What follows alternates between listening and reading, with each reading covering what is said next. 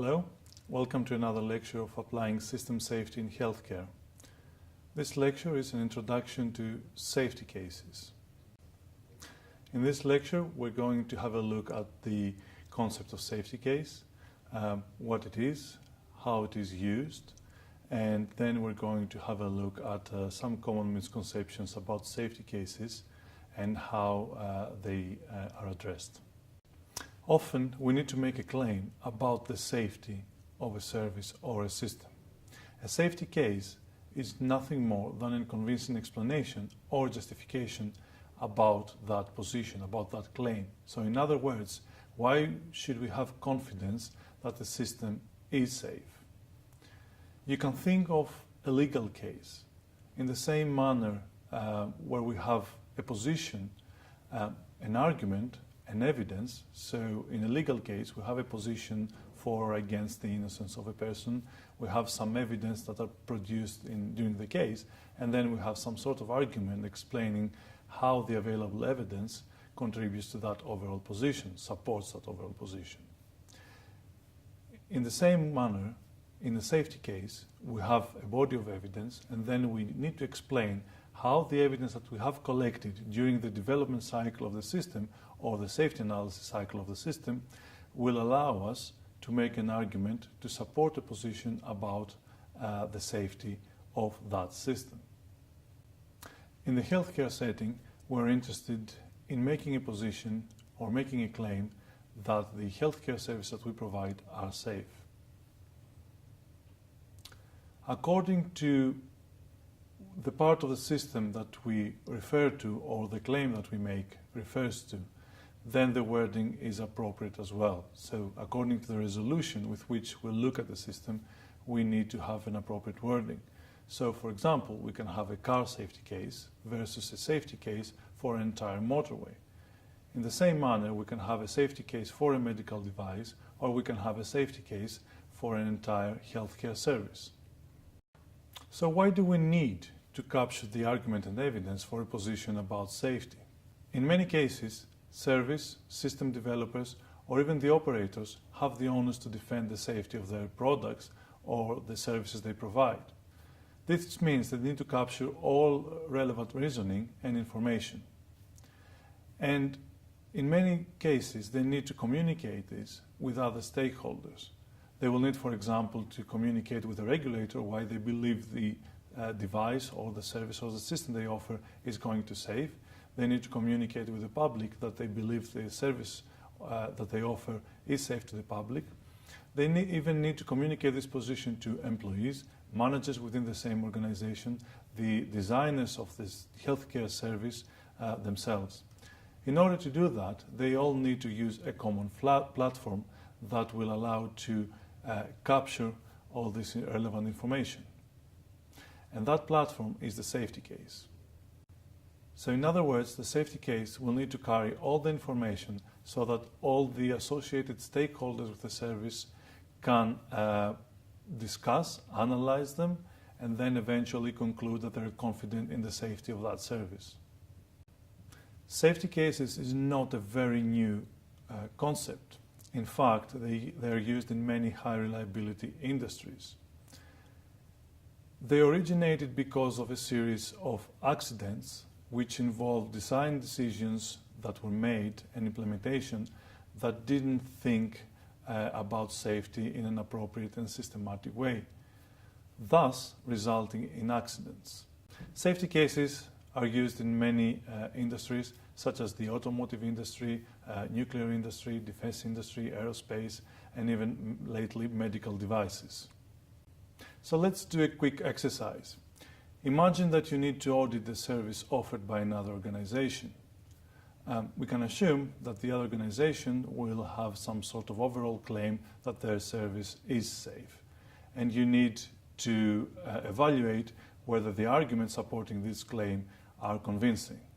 So rank according to how convincing the following arguments are to you, starting with the most convincing one and ending with the least convincing one. Take a few minutes to think through the options. As you can see, there are a number of different arguments. So there is an argument that appeals to the safety culture of the organization or to the standards that an organization has used.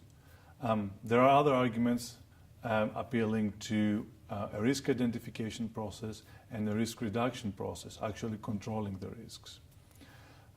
Usually, these kind of arguments will need to work together in collaboration with each other.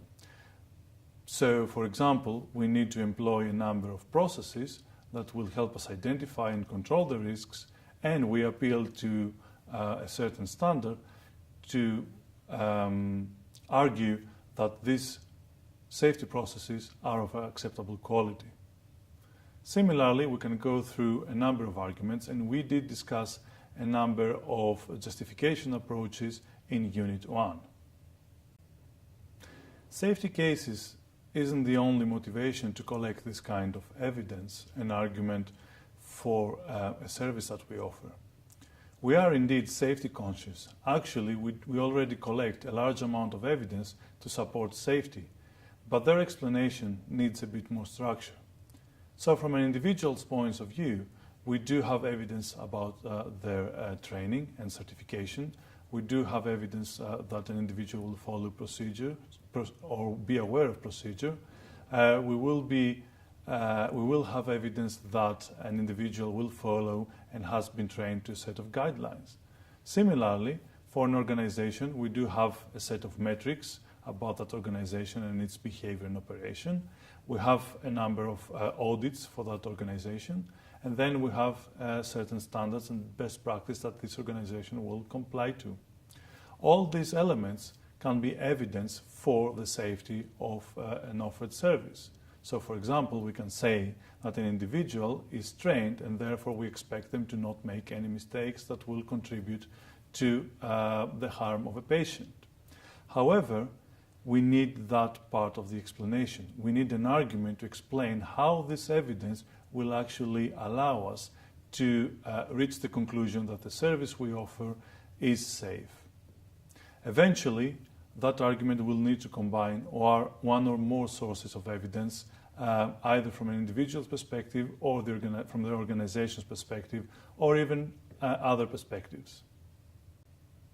A safety case consists of three main elements: an overall position or an overall claim about the service or the system, an argument explaining how we can reach that claim, how we can reach that position, and then evidence supporting the argument. So essentially, the argument explains how the available evidence will allow us to reach the same conclusion as whoever made the claim, the overall claim about safety. So, for example, consider a claim about an accidents and emergency service. This claim states that the A&E service is acceptably safe. So we need to think how we can convince someone that this claim is actually true. In the case of this example, the argument is that we have identified the risks and we have controlled the risks by way of checklists. So we use a checklist to avoid the risks that we have identified. Although we do have an argument, this doesn't necessarily mean that the argument is going to be true and is actually going to support the claim. We need to start considering whether there is evidence that will show that this argument will really work. In this case, we do see and compare the expected risk versus the actual risk, the risk trend that we can observe during the operation of the service. And because of that evidence, we do say that the above argument is true and therefore the overall claim is true. During this process, we also need to consider whether there is any counter evidence. So, for example, if by looking at lower risk, we find that aspects of that service have increased risk, then this may be counter evidence that what we've suggested, the approach that we took by way of checklists, may not necessarily be effective, and therefore our overall claim about the safety of the service may not be true. An argument in a safety case evolves as the development of the system progresses. An argument captures statements that we are or will be prepared to make to a third party. So, for example, a patient management system is acceptably safe to be deployed. There is a gradual elaboration process alongside the system development process, which will result in more specific claims about the system itself. So, for example, that the user interface should list patients by criticality, that the X-ray data file should link to patient number, or that a monitor function, X in this case, should poll sensor Y every Z milliseconds. So, starting from a bigger and more generic position about safety, we've managed to refine the top-level safety claim into claims about specific operation of our system. Claims are usually goal-based requirements expressed as post conditions. This allows us to separate intent from the acceptability criteria of that requirement. One benefit of safety cases is that they have enabled evidence-based safety. In many industries, there has been a move from process-based safety to evidence-based. So, for example, process-based is when we appeal to a process that will serve as an argument supporting a claim about safety. Think again about the justification strategies in Unit 1. Whereas an evidence-based approach will include an explicit explanation of risks and controls for their reduction, it will base this explanation on collected evidence, qualitative and quantitative.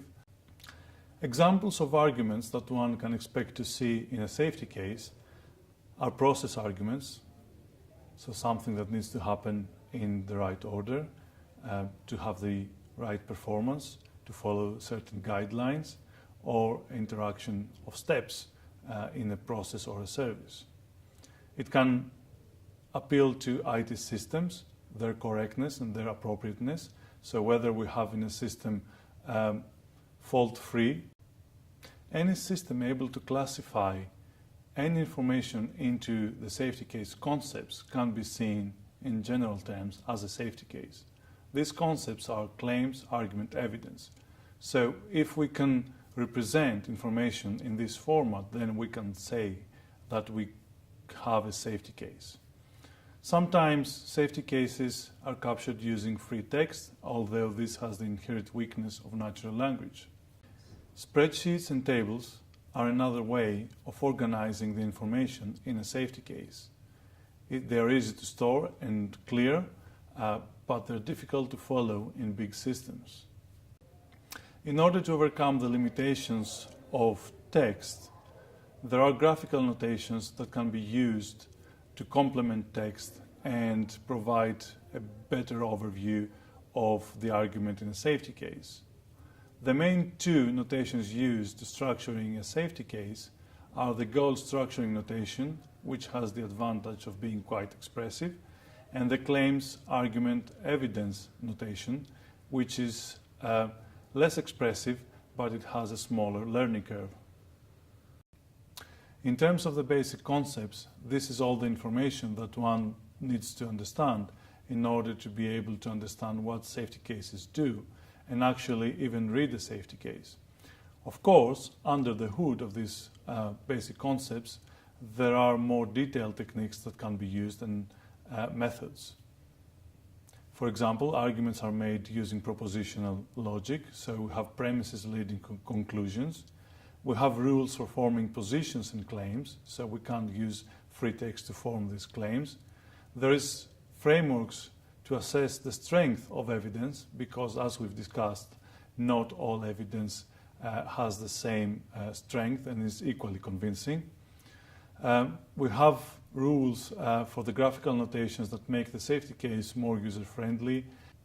We have strategies to form more complex arguments. So, for example, a flat list of risks is not the most clear argument, whereas strategies to structure the risks around the actual components that we get during the operation of the system is a bit more intuitive. And finally, we have guidelines about the life cycle, the development life cycle, and its relation to the safety analysis and the safety case process. Of course, you don't need to know all these techniques and strategies, but if you're interested more in safety cases, you can find in the bibliography links that will point you to the right references so that you can study more. Safety cases come with some common misconceptions, which we're going to look at during this part of the lecture. In some cases, because the safety case will collate and collect a lot of information about the system and how it is used and how it performs, including hard evidence about the performance of that system, people think that the safety case itself will put the system into more risk. However, this is not true, because safety issues and risks will be present in the system whether we choose to acknowledge them and document them or not. In other cases, when people come across the concept of safety case, they do think that it may be good and that we will evaluate it. However, it's worth keeping in mind that you probably do this concept already. So you probably do a safety case already. Think of the exercises you did in Unit 1. All this analysis, all this recording of the interactions between the individuals in the service, the organization in the individual, potential risks and what you do about them. This kind of implicit or explicit reasoning explaining our confidence in the system or the service is essentially a safety case. So in many cases, we can have a safety case even without us knowing or acknowledging the concept itself. Another misconception can be that safety cases can be too expensive to incorporate in a project. Safety cases provide references to all the logic that justifies our confidence in a position. This is information that should already exist. So, for example, risk assessment, analysis, controls about risks, evidence about these controls should already exist. So, if during constructing a safety case we realize that there is information missing, then we would need to spend more money to perform analysis to fill that information gap. However, this gap exists because we missed something in the first place and not because of the safety case, which actually revealed it. Had we not done a safety case, we would have been oblivious to that gap. The cost actually associated to a safety case is the cost one will need to maintain and construct the safety case. For example, some training in the graphical notations used to create a safety case. A further criticism of safety cases is that they can be too big. This is true, but it depends on the complexity of the system that the safety case refers to. If it is a big socio-technical system with complex interactions, then eventually the reasoning and the arguments for that system will be lengthy and potentially complex too. However, it's worth keeping in mind that not everything is contained in a single document for a safety case. There can be viewpoint reports, so small captions of parts of safety that we're interested in, and we can also use summary reports to summarize parts of the safety case. So we can have a preliminary report on a safety case, we can have interim reports, and we can have reports about the final safety case. A further misconception is that by using a safety case, the system or service will be more safe. This is not true. A safety case will facilitate review. It will offer clarity, it will offer brevity between the references between arguments. It will help focus on different parts of the reasoning for different stakeholders. And it structures the arguments using explicit logic. So we can see the logic behind any argument and review it more efficiently. As a principle, a safety case will make weaknesses more obvious. Additionally, safety case guidance asks to look for counter-evidence during the creation of the safety case itself. However, all of these do not necessarily end up in a safer system. There is the assumption that by revealing the weaknesses, one will then fix these weaknesses, but then again, someone could perfectly well create a weak case and not a strong one.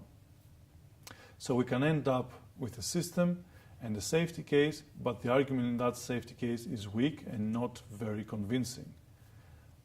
And this will probably mean that that weak argument did not reveal many weaknesses during its development. The concept of safety cases has applications in the healthcare domain. We have the ISB standards 0129 and 0160 asking for a safety case when IT is introduced in clinical services.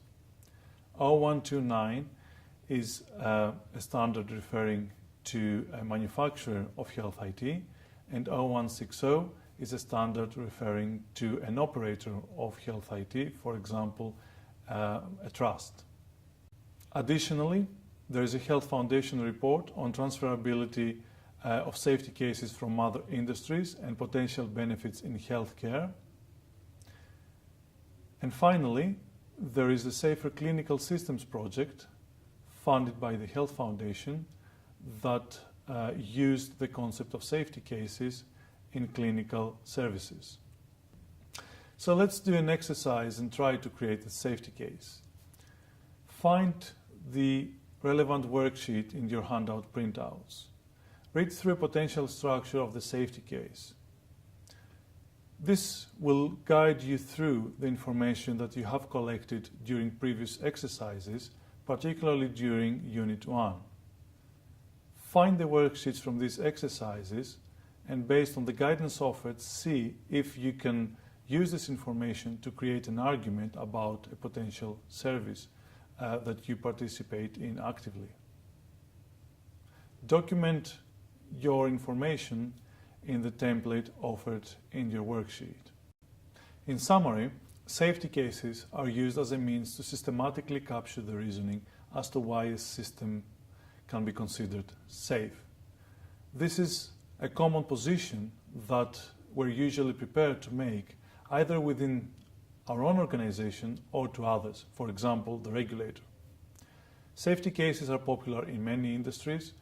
They have a pedigree in the process industry, but they're used very often in the automotive industry as well as defense and aerospace. A safety case consists of a claim, arguments, and evidence eventually supporting the arguments.